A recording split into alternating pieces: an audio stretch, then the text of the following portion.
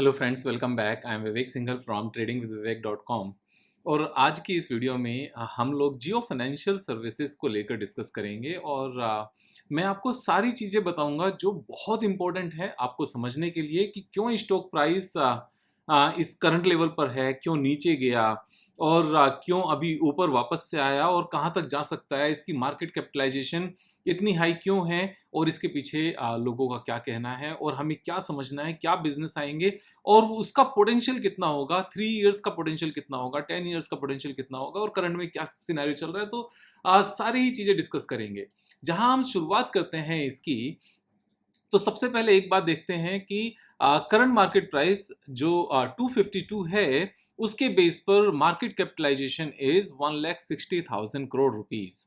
Now 1,60,000 crore rupees market capitalisation एक काफी बड़ी मार्केट कैपिटलाइजेशन है। और जब ये स्टॉक प्राइस नीचे गया था, मैंने ट्विटर पर एक वीडियो भी बनाई थी, यूट्यूब पर भी बनाई थी कि इस तरह के स्टॉक्स को कैसे ट्रेड करना चाहिए। तो I had made the video on 24 अगस्त, जब ये बिल्कुल नीचे था। उसके बाद अगले दिन नीचे खुला लेकिन ऊपर आता चला गया। तो जब ये नीचे तक गया था 213 तक और उसके बाद में 202 तक गया, उस टाइम पर इसकी मार्केट कैपिटलाइजेशन 1,25,000 करोड़ के आसपास आ चुकी थी। सो 1,25,000 करोड़ के पास मार्केट कैपिटलाइजेशन का आना ये एक सेंस ऑफ सिक्योरिटी था। क्यों? क्योंकि इसके पास, कंपनी के पास एसेट्स कितनी हैं। एसेट्स हैं कंपनी के पास, यहाँ पर दो एसेट्स हैं। एक, इनके पास 1 लाख करोड़ रुपीस के शेयर्स हैं रिलायंस इंडस्ट्रीज के, यानी कि Jio financial services holds 6.1% share holding in Reliance Industries. तो 1 लाख करोड़ के तो ये शेयर्स हैं, साथ में इनके पास $2.5 बिलियन के लिक्विड एसेट्स हैं जो इन्होंने यहां पर मेंशन किया हुआ है, $2.5 बिलियन। अब $2.5 बिलियन का मतलब होता है यहां पर 20,000 करोड़ रुपीस। सो 1 लाख करोड़ के इनके पास मार्केट के शेयर मींस रिलायंस इंडस्ट्रीज के शेयर्स हैं एंड 20,000 करोड़ रुपीस के इनके पास लिक्विड एसेट्स हैं। टोटल जो इनके पास वर्थ है दैट इज 1.2 लाख करोड़, यानी कि 1,20,000 करोड़ रुपीस। अब जब ये 202 रुपए के आसपास, 202 के आसपास ये शेयर आया था, उस टाइम पर 125,000 करोड़ के आसपास इनकी मार्केट कैपिटलाइजेशन थी, तो ये ऑलमोस्ट बुक वैल्यू पर आ गया था। अब यहां पर बुक वैल्यू पर रिलायंस इंडस्ट्रीज जैसा मींस जियो फाइनेंशियल सर्विसेज का मिलना, तो ये सपोर्टेड है बुक वैल्यू से। बुक वैल्यू का मतलब हम समझते हैं कि इस तरह की कोई कंपनी मींस, आप ये देखो, इसको चलाने वाला कौन है? इसको चलाने वाले हैं आकाश अंबानी, जो मुकेश अंबानी के बड़े बेटे हैं। अब आकाश अंबानी हमसे ये कह रहा है कि मैं फाइनेंशियल सर्विसेज का बिजनेस शुरू करने वाला हूं और आप मेरे साथ बिजनेस पार्टनर बन सकते हो बिना किसी प्रीमियम के। Means at the same cost, at the same price, जितनी कंपनी की वर्थ है, बुक वैल्यू पर हमें माइनॉरिटी शेयर होल्डर बनने का मौका मिल रहा है बिना, और बुक वैल्यू पर ये मौका जल्दी से नहीं मिलता। तो जब हम बुक वैल्यू की बात करते हैं, यहां पर BQ, जो ब्लूमबर्ग का ही BQ प्राइम, इन्होंने लिखा था जियो फाइनेंशियल सर्विसेज से 19 billion fintech with very little business to show. Of course कोई बिजनेस शो करने के लिए इनके पास अभी नहीं है। और साथ में लिखा brokerages have ascribe the company market valuation of 19 billion dollar to 22 billion dollar just based on its future potential. यहां पर जो इन्होंने जस्ट लगाया है ना, यहां से वो कहना क्या चाहते हैं इस बात का पता चलता है। अगर यहां पर सिर्फ ये लिखा होता based on its future potential, यानी कि ठीक है, फ्यूचर में पोटेंशियल होगा, उस बेस पर इन्होंने इसको किया है, लेकिन जस्ट बेस्ड ऑन, यानी कि वो कन्विंस नहीं है इस चीज से, इस बात का ये पता चलता है, राइट। उसके बाद हम नीचे जब जाते हैं, तो नीचे जाते हुए एक और चीज इसी तरह की यहां पर नजर आती है। Now that Jio financial services now that Jio Financial Services has been listed, the street is in a guessing game, यानी कि सिर्फ गैस है कि पता नहीं चलेगी नहीं चलेगी, क्या होगा क्या नहीं होगा। And to be sure the company subsidiary suggest that it plans to enter retail lending, यानी कि जो बिजनेस अभी बजाज फाइनेंस का है, asset management company with BlackRock, यानी कि जो बिजनेस अभी HDFC AMC का है, इंश्योरेंस, यानी कि जो बिजनेस अभी यहां पर बजाज फिनसर्व का है, एंड डिजिटल पेमेंट्स, यानी कि जो बिजनेस अभी यहां पर पेटीएम का है। तो यहाँ पर 4 कंपनीज को इन्होंने कंपटीशन देने की तैयारी की है। अब यहां फर्दर क्या कहते हैं, there is no doubt company has created a board and management team led by one of the best financial minds of former ICICI banks, CV Kamath, who will tell the street that they plan to do for RIL shareholders who receive JFS shares. This could help unlock value, but even they need to know how the business will scale up. तो सबसे पहले तो हम उस company के management के ऊपर question mark लगा रहे हैं, यहां पर इंग्लिश में शब्दों का हेर फेर करके, जो इंडिया की सबसे बड़ी कंपनी है लास्ट 20 ईयर्स से। आप समझ पा रहे हो इस बात को? मींस दूसरी कंपनी ने बहुत बार ऊपर आने की कोशिश की लेकिन उससे ऊपर नहीं आ पाए। यहाँ एक मींस आप रिटेल इन्वेस्टर्स, हम सब जो रिटेल इन्वेस्टर्स हैं, तो इंग्लिश के जंजाल में नहीं फंसना है, अपना माइंड लगाना है कि यहाँ पर इस कंपनी का ट्रैक रिकॉर्ड क्या है, ये चीज समझना बहुत इंपॉर्टेंट है। दूसरा, यहां पर जब मैं ये कह रहा हूं कि बुक वैल्यू यानी कि 1,20,000 करोड़ रुपीस की कंपनी के पास एसेट्स हैं, 1,25,000 करोड़ की मार्केट कैपिटलाइजेशन आ गई थी, बुक वैल्यू पर कंपनी अवेलेबल थी।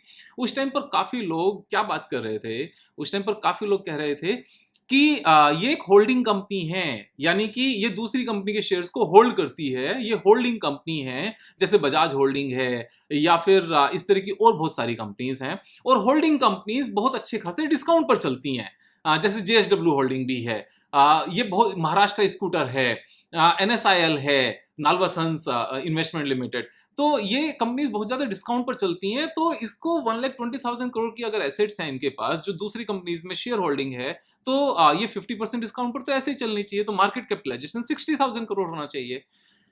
हम लोग इस बात को भूल रहे हैं कि मुकेश भाई क्या यहाँ पर इस तरह की बेकार डिसीजन लेंगे कि अपनी ही कंपनी का एक हिस्सा निकालकर बाहर खड़ा कर देंगे और उसको डाउनग्रेड करा लेंगे होल्डिंग कंपनी का नाम देकर।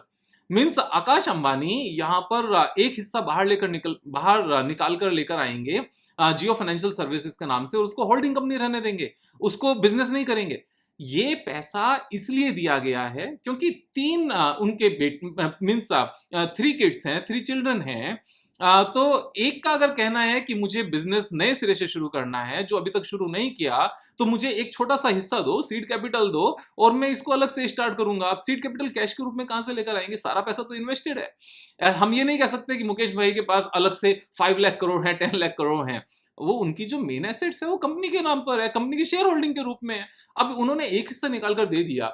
अब जो ये 1,20,000 करोड़ रुपीस हैं, क्या इनको as it is shareholding के रूप में रखा जाएगा? It's a big mistake. हम उनका गेम ही नहीं समझ पा रहे हैं, उनका बिजनेस प्लान नहीं समझ पा रहे हैं। गेम नहीं कहना चाहिए, बिजनेस प्लान नहीं समझ पा रहे हैं। यहाँ बिजनेस प्लान ये है कि जैसे जैसे कंपनी को एक्सपेंड करने के लिए कैपिटल की जरूरत पड़ती रहेगी, वो वैसे वैसे अपने लिक्विड एसेट्स बेचते रहेंगे, और जो शेयर होल्डिंग रिलायंस इंडस्ट्रीज में है उसको यहाँ पर एनकैश किया जाएगा, और उसको बेचना बड़ा आसान है क्योंकि दूसरी कंपनी के शेयर्स हैं, इसको मार्केट में बेचा जा सकता है बड़ी आसानी से, जैसे जैसे जरूरत पड़ेगी। ये शेयर होल्डिंग सिर्फ और सिर्फ एक होल्डिंग कंपनी के लिए अलग से जियो फाइनेंशियल सर्विसेज नहीं बनाई गई है, ये बिजनेस को स्केल अप करने के लिए बनाया गया है। और ये 1,20,000 करोड़ रुपीस पता है कितना है? मैंने यहां पर 4 कंपनीज की बात की, बजाज फिनसर्व, बजाज फाइनेंस, जो यहाँ पर life insurance and general insurance में है, और बजाज फाइनेंस जो कंज्यूमर फाइनेंस में है, साथ में HDFC AMC जो यहाँ पर AMC है, एंड फोर्थ यहाँ पर पेटीएम। इन चारों कंपनीज के पास अपना पैसा कितना है, मैं आपको ये चीज एक बार दिखाता हूं। जब हम इन कंपनीज के यहाँ पर डिटेल में जाते हैं, तो मैं बैलेंस शीट में गया बजाज फाइनेंस की, और इनके पास, बजाज फाइनेंस के पास कितनी एसेट्स हैं? बजाज फाइनेंस के पास टोटल जो रिजर्व है, जो अपना पैसा है, दैट इज 54,000 करोड़। और 54,000 करोड़ को जब यहाँ पर मार्केट में लगाया गया बिजनेस करने के लिए, तो इसने मार्केट कैपिटलाइजेशन कितनी बनाई? 4,50,000 करोड़। तो अपना पैसा कितना है? अपना पैसा है इनके पास 54,000 करोड़। उसके बाद में जो बजाज फिनसर्व है, बजाज फिनसर्व के पास अपना कितना है? 46,000 करोड़। लेकिन क्योंकि बजाज फाइनेंस बजाज फिनसर्व की सब्सिडरी है, तो बजाज फाइनेंस की भी वैल्यू इसमें ऐड हो गई है। अब इसको अलग से देखने के लिए क्या करना पड़ेगा? इसको स्टैंड अलोन रिजल्ट में जाना पड़ेगा, तब हमें नजर आएगा। जैसे ही हम स्टैंड अलोन रिजल्ट में जाते हैं, तो यहां पर एक्चुअल इसका 5,000 करोड़ नजर आता है। 5,000 करोड़ के साथ में एक दो सब्सिडरी और हो सकती हैं, अगर उनको यहां पर ऐड किया जाए तो मैक्सिमम ये 10,000 करोड़ निकल कर आता है। सो 54,000 करोड़ प्लस 10,000 करोड़ 64,000 करोड़, ये 5,000 करोड़ भी मैं एक्स्ट्रा ले रहा हूं गैसिंग की यहां पर और थोड़ा सा ऊपर हो सकता है। तो 64,000 करोड़। एचडीएफसी एएमसी के पास अपना पैसा कितना है? सिर्फ और सिर्फ 6,000 करोड़, यानी कि टोटल कितना हुआ? 70,000 करोड़। उसके बाद में पेटीएम के पास कितना है? 12,000 करोड़, यानी कि इसको भी जब ऐड कर लिया जाए तो कितना है? 82,000 करोड़। अब 82,000 करोड़ रुपीस का अपना इनका फंड है, अपनी बुक वैल्यू है इन चार कंपनीज की, Bajaj Finserv, Bajaj finance, HDFC AMC and यहां पर पेटीएम। और इन चारों की अपने पैसे से जितना टोटल करके आया 82,000 करोड़, उससे ज्यादा पैसा अकेले रिलायंस जियो के पास, मींस जियो फाइनेंशियल सर्विसेज के पास है 1,20,000 करोड़। और हम यहां पर क्या डाउट कर रहे हैं? फालतू के डाउट्स निकाल रहे हैं और कुछ नहीं कर रहे हैं। अब मैं आपको एक और चीज बताता हूं कि अगर हम यहां पर इनका टोटल सम अप कर लें, इनकी मार्केट कैपिटलाइजेशन का, ये कितने करोड़ की कंपनी है? 56,000 करोड़। एचडीएफसी एएमसी कितने करोड़ की कंपनी है? 54,000 करोड़, यानी कि टोटल हो गया 1,10,000 करोड़। बजाज फाइनेंस कितने की कंपनी है? 4,50,000 करोड़, यानी कि टोटल हो गया हमारा 4,60,000 और 5,60,000 करोड़। अगर हम बजाज फिनसर्व को यहां पर कंसोलिडेशन बेस पर देखने लगे और टोटल यहां पर वैल्यू को ऐड कर लें और तब इसकी मार्केट कैपिटलाइजेशन देखें तो 2,46,000 करोड़, यानी कि कुल मिलाकर हम सीधा सीधा यहां से आइडिया लगा सकते हैं कि जैसे ही जियो फाइनेंशियल सर्विसेज बिजनेस करना शुरू करेगी और बिजनेस करके अपने आप को स्केल करके लार्जेस्ट या सेकंड लार्जेस्ट लेकर आएगी। आई एम नॉट सेइंग कि सभी केसेस में ये लार्जेस्ट हो जाएगी।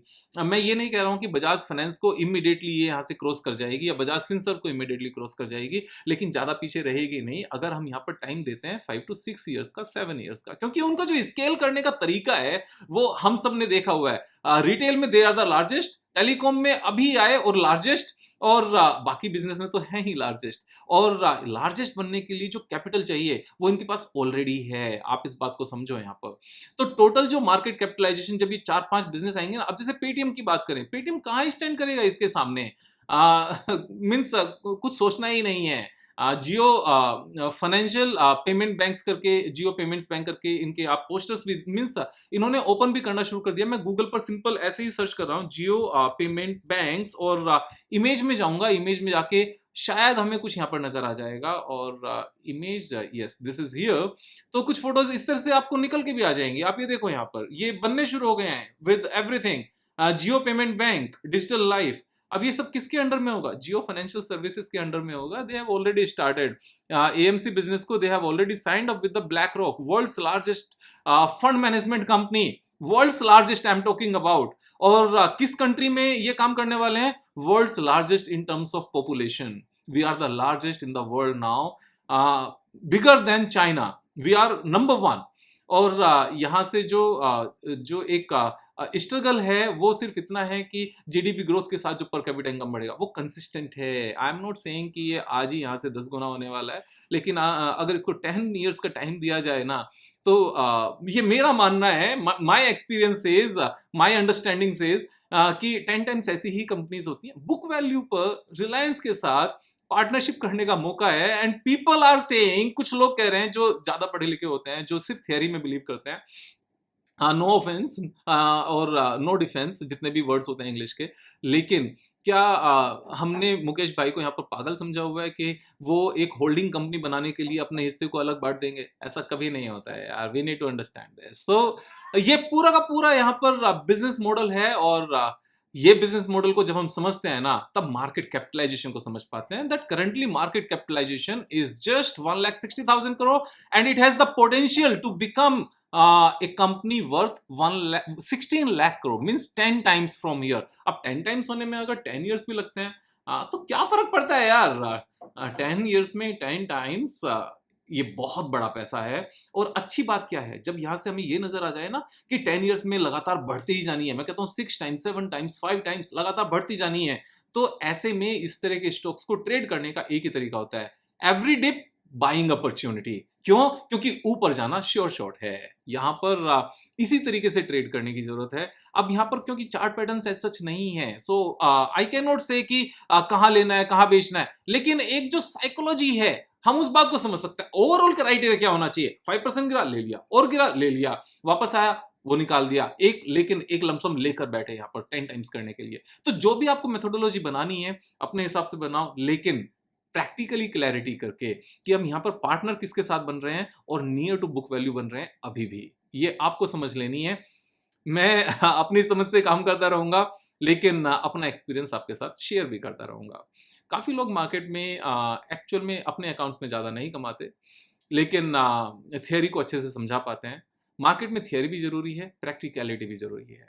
तो आपने दोस्तों का शेयर करना है, सब्सक्राइब करना है, सब्सक्राइब कराना है। कल फिर मिलेंगे एक नई वीडियो के साथ, तब तक जय हिंद, जय भारत।